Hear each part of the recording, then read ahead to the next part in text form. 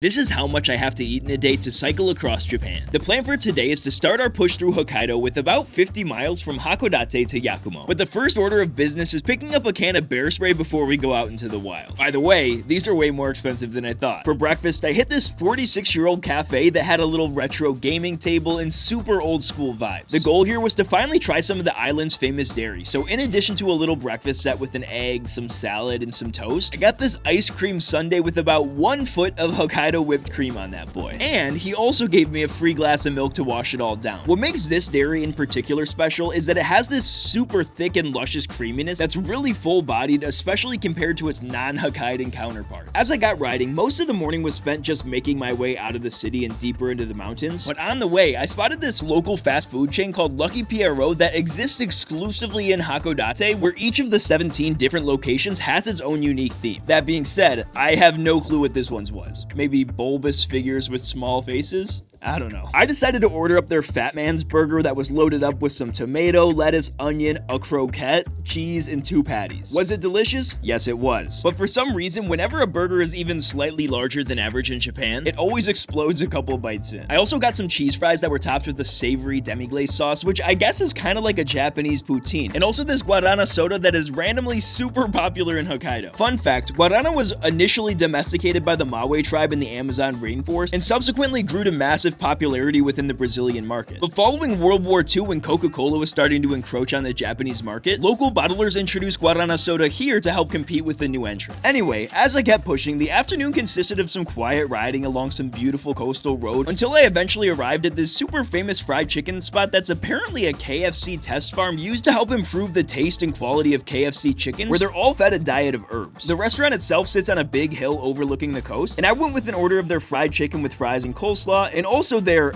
ethnic chicken, which just turned out to be normal chicken with sweet and spicy sauce on it. Not gonna lie, from the chicken to the coleslaw, everything indeed did taste like KFC, and was honestly almost indistinguishable from a normal KFC chain. As I rolled into Yakumo, I checked into my guest house that I'd be staying in for tonight, which was completely unmanned, and got settled into my room, which ran me just under $50 a night. I'll see you guys tomorrow.